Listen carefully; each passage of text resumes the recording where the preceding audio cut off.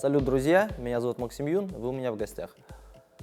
Сегодня я решил разобрать 10 ошибок бойцов. Первое. Не читать правила.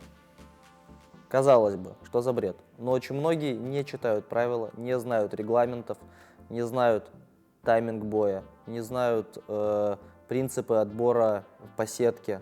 Это очень важно, потому что иногда даже такая мелочь, как иногда недостаточно, скажем, победить в бою, а важно победить с конкретным счетом.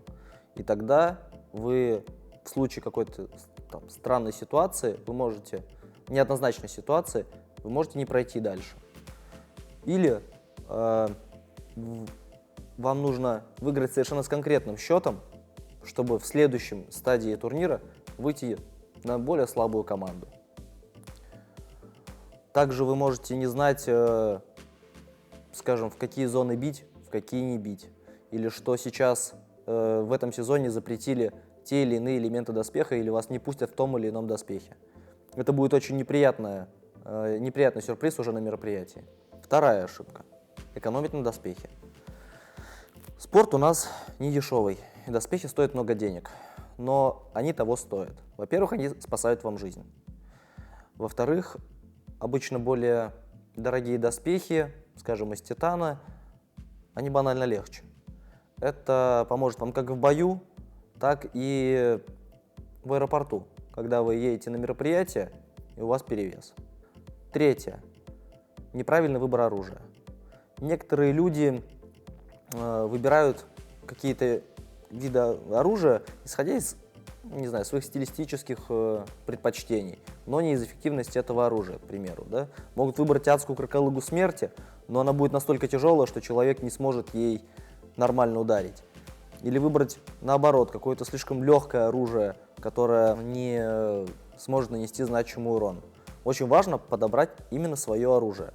Скажем, многие знают, что я дерусь саблей.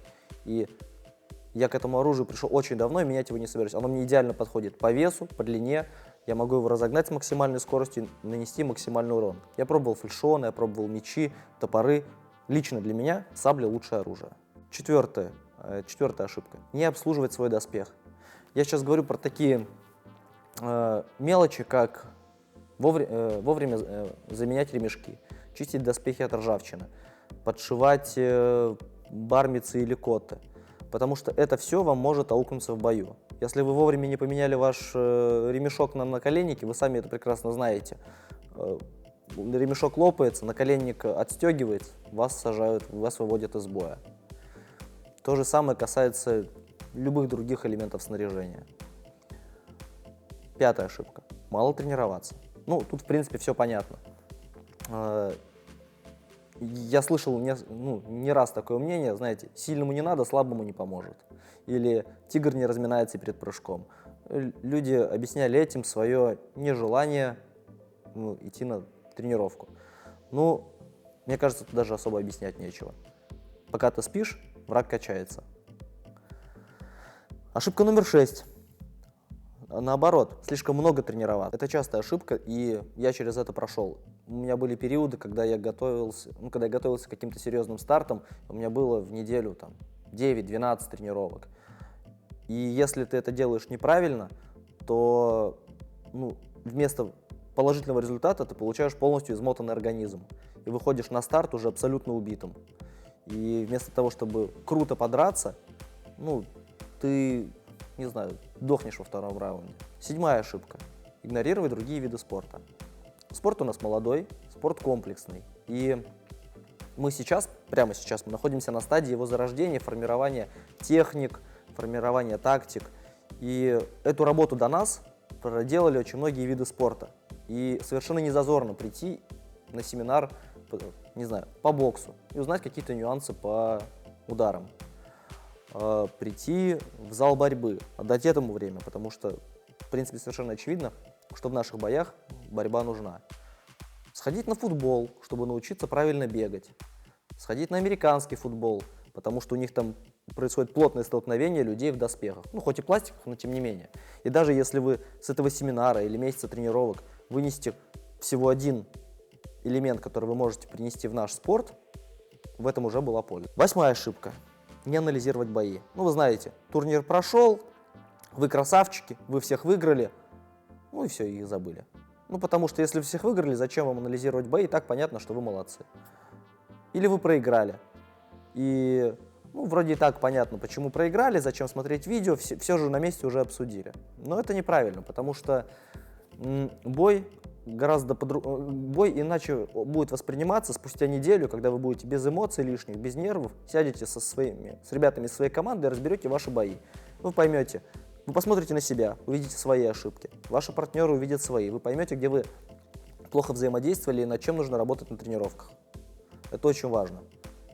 Просматривать бои, даже если вы победили, даже если вы проиграли, неважно. Это могут быть даже не ваши бои, потому что часто ошибки могут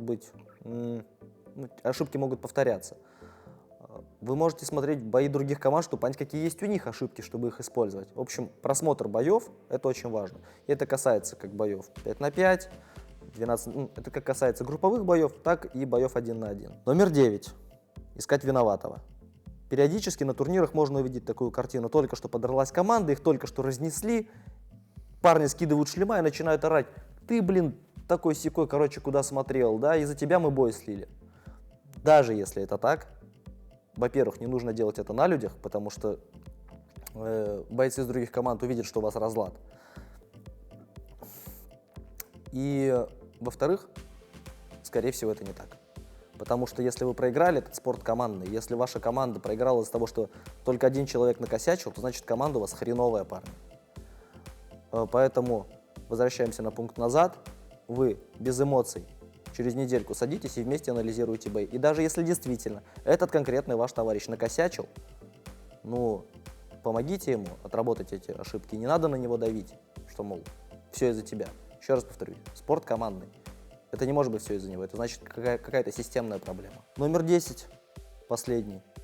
Забивать на внешний вид. Понятно, что вы все крутые бойцы, что вы тут в первую очередь ради драки. Но, ребят, на нас смотрят люди. Они приходят на наши соревнования. Им хочется видеть не только то, как Вася круто околачивает алебардой Петю, а чтобы Вася при этом выглядел прилично. Чтобы у него не было разорванная кота, чтобы у него не было ржавых доспехов, чтобы у него было нормальное оружие. И несмотря на то, что сейчас, в принципе, на мероприятиях HMBA и WMFC за этим следят, даже на маленьких локальных мероприятиях не позволяйте себе выходить в говне. Это просто дискредитирует весь тот спорт, который мы делаем. Поэтому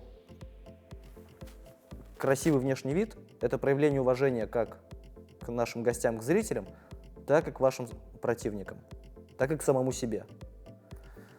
Ну, вроде бы я постарался разобрать 10 ошибок. Разумеется, ошибок больше. Вы можете в комментарии написать, кто еще считает важным.